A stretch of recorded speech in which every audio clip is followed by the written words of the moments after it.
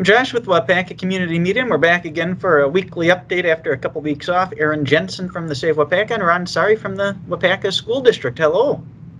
Hey, hello. Josh. It's starting to look like and feel like spring, and spring breaks over. You're back in the classroom, and some pretty cool news to start this off. The Waupaca Foundry is being awarded with a state award that's not easy to get. Tell us about that, Ron. Yeah, we're excited as a school district, Josh, that we nominated the Waupaca Foundry for the Burt Grover Child Advocacy Award. All of the work that our foundry has done partnering with the school district and our community, it's not just our school district, but they've been a longtime partner and have been so good to our school district. And just most recently, giving $120,000 towards our weight room at the high school. The investment in the Comet Field that they provided, the robotics club, they send over engineer and other mentors every week from the foundry to work with our robotics students. The list just goes on and on and on of all the just talking a couple of weeks ago about all the employment opportunities, whether it's students that are just working there, one's getting work experience programs. We're just talking about some of this. It's cool that it's kind of coming full circle to recognize what they're doing. Yeah. So when we nominated them, it's a prestigious award, and there's a lot of competition, and the foundry was selected. So it's exciting for us. It's exciting for them, and we're happy for them. They deserve it. Awesome. Now we're going to jump to some other news. With the spring weather means road work season starting very soon, and this year working on two streets that start with an H, High and Harrison, beginning shortly. Spending on that got approved at City Council last night, and for those people affected or want to learn more, there's some meetings coming up, so Aaron can get us the details on those projects and what the next couple steps are. Yeah, thanks, Josh. Just like Main Street was our large project last year from a street standpoint, High and Harrison, as you mentioned, is our large projects this year. The first meeting, public informational meeting, is going to be Tuesday, March 22nd. So that's already next week. It's going to be held, one of them at noon and one of them at 5:30 p.m. We encourage anyone to come to City Hall during that time. The meetings will be held in library meeting rooms A and B, which is in the basement of City Hall. And we will be talking about, Justin Behrens will be leading that meeting, talking about all aspects of construction, how it will impact residents throughout the project. What is that preliminary timeline going to be? So all of those things will be communicated out at that meeting, and encourage everyone to come.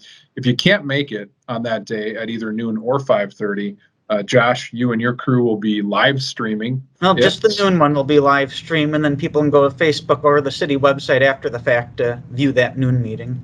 Okay, perfect. So the noon one will be live streamed, and then it will be recorded. So you can watch at lunch at your desk while it's going on if you can't make it down. Right, absolutely. And if you can't even watch it on that day at that time, you can go on our Facebook page and watch it at a later time. So that's the big city update for this week. The other big thing coming up is the spring election, the first Tuesday in April. I believe that's April 5th. Tuesday, April 5th. A lot of the state council seats and the county board seats that we're voting on locally are all not contested. You've got one candidate or zero candidates to choose from, depending upon what you're looking at. But the one contested seat, there are two open school board seats with 4 candidates running, and Ron wants to talk about an opportunity that the chamber is working on to let the community learn more about those candidates before the election.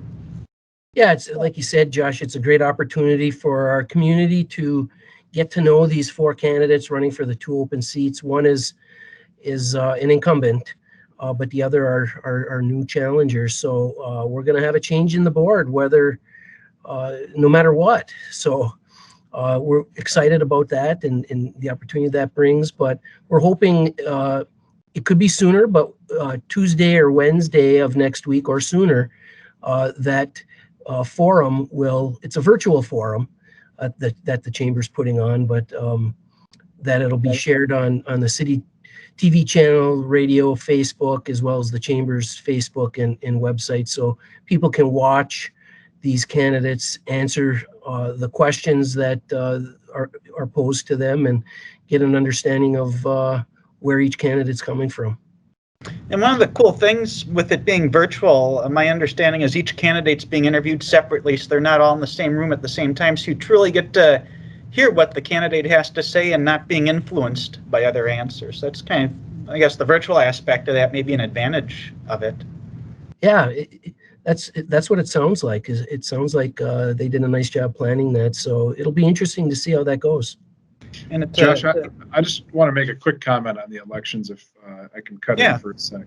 So obviously there's been a lot of talk around elections the last couple of years, and I just want to just say how great of a job that our clerks do, both Sandy Stibbs, our clerk, and our deputy clerk, Barb, and then all of our polling workers. If you remember, it wasn't that long ago that we were all of a sudden in an election and in trying to run an election during COVID when people didn't know, everything else was shut down.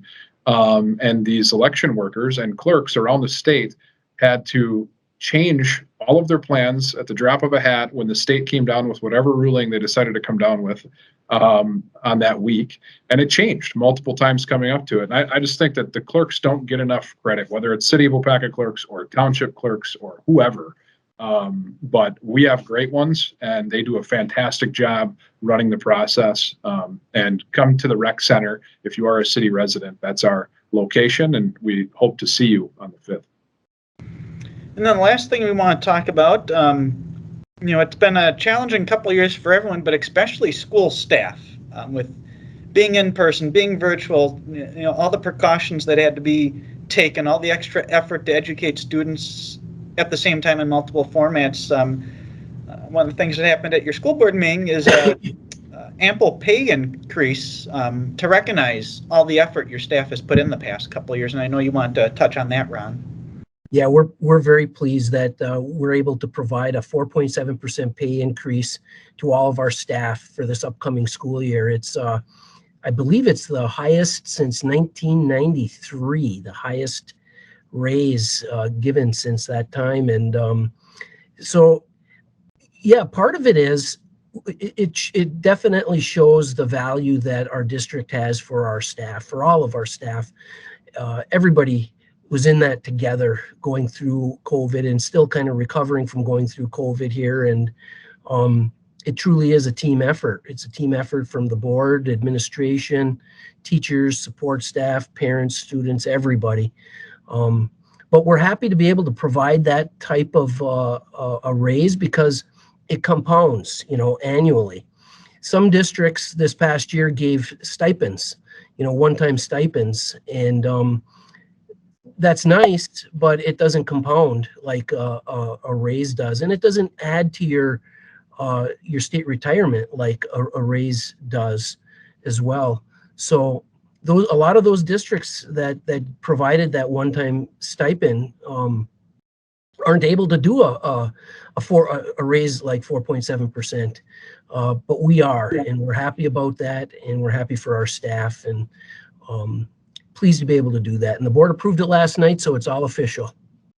Very cool. And the teachers and all the staff at the school, especially with these past couple challenging years, truly deserve that. So it was cool to see something like that happen. Yeah, we're excited for that. Thanks, Josh.